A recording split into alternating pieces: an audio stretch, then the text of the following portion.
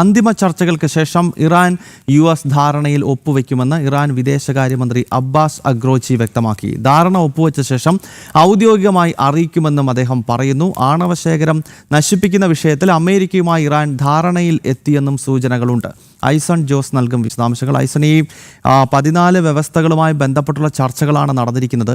ഈ സമാധാന ഉടമ്പടിയിൽ ഇരു രാജ്യങ്ങളും ഒപ്പുവെക്കാനുള്ള സാധ്യത എത്രത്തോളമാണ്? പശ്ചിമേഷ്യ ഏതാനും ദിവസങ്ങൾക്കകം പൂർണ്ണമായി ശാന്തമാകും എന്നൊരു പ്രതീക്ഷ ഈ ഘട്ടത്തിൽ നമുക്ക് വെക്കാമോ?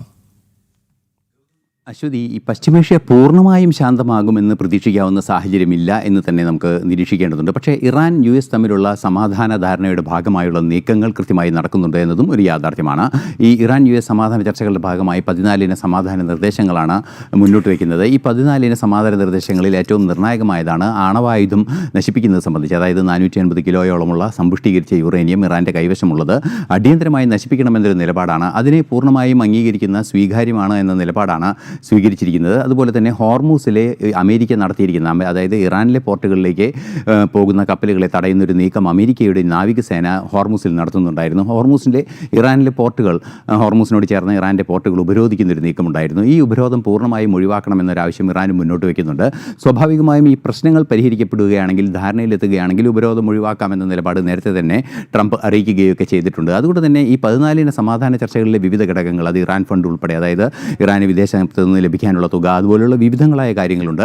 ഇതെല്ലാം തന്നെ കൃത്യമായ ഒരു തീരുമാനത്തിലെത്തുമെന്നാണ് പ്രതീക്ഷിക്കുന്നത്. മറ്റൊരു നിർണായക ഘടകമുള്ളത്, ഹോർമൂസിലൂടെ കടന്നു പോകുന്ന കപ്പലുകൾക്ക് ഒരു നിശ്ചിത ഫീസ് ഇറാന് നൽകണമെന്നൊരു നിർദ്ദേശമൊക്കെ ഉണ്ടായിരുന്നു. അത് സംബന്ധിച്ചൊക്കെ ചില തർക്കങ്ങളും ചർച്ചകളും പുരോഗമിക്കുന്നു എന്നാണ് അറിയാൻ സാധിക്കുന്നത്. അത്തരത്തിലൊരു നീക്കത്തിന് പൂർണ്ണമായൊരു അനുമതി ലഭിക്കുക സാധ്യമാണ് എന്ന് നിലവിൽ കരുതുകയും വയ്യ. പക്ഷേ ഏറ്റവും ഗൗരവമേറിയൊരു വിഷയം എന്ന് പറയുന്നത് ഇന്നലെ പുറത്തു വന്നൊരു വാർത്തയാണ്. ഇന്നലെ പുറത്തു വന്ന ഇസ്രായേൽ പ്രധാനമന്ത്രിയുടെ ഒരു പ്രസ്താവനയുമായി ബന്ധപ്പെട്ട വാർത്തയാണ് ഇന്നലെ പുറത്തു വന്നത്. അത് അതീവ ഗൗരവമർഹിക്കുന്ന ഒരു സാഹചര്യമാണ്.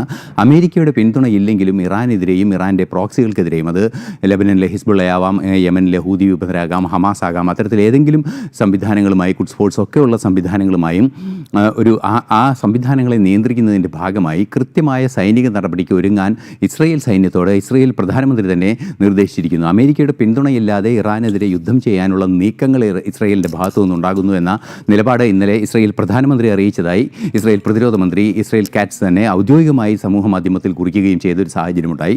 അത് ഒരു വെല്ലുവിളിയായി നിലനിൽക്കുന്ന ഒരു സാഹചര്യമാണ്. പശ്ചിമേഷ്യയിൽ അപ്പോൾ സമാധാനത്തിലേക്ക് നീങ്ങുക എന്നത് നിലവിൽ കരുതുക വയ്യ. ലെബനനിലെ ഹിസ്ബുള്ളയ്ക്ക് നേരെ അതിശക്തമായ ആക്രമണം ഉണ്ടായേക്കുമെന്ന കൃത്യമായ നിലപാട് ഇസ്രായേൽ അറിയിക്കുന്നുണ്ട്. ഹൂതി വിമതർ ഏതെങ്കിലും തരത്തിലൊരു ആക്രമണം നടത്തുകയാണെങ്കിൽ അതിനെയും പ്രതിരോധിക്കുന്ന സാഹചര്യമുണ്ടാവും. പക്ഷേ ചെങ്കടലിലൂടെയുള്ള റൂട്ട് ഒഴിവാക്കി പല കപ്പലുകളും മറ്റു റൂട്ടുകൾ കണ്ടെത്തിയ ഒരു സാഹചര്യത്തിൽ ചെങ്കടലിൽ ഉപരോധം സൃഷ്ടിച്ച് വെല്ലുവിളി സൃഷ്ടിക്കുന്ന ഒരു നീക്കം ഹൂതി വിമതരുടെ ഭാഗത്തു നിന്ന് കാര്യമായി ഉണ്ടായാൽ പോലും അത് വലിയ ആഘാതങ്ങൾ ഉണ്ടാക്കാനുള്ള സാധ്യതയില്ല.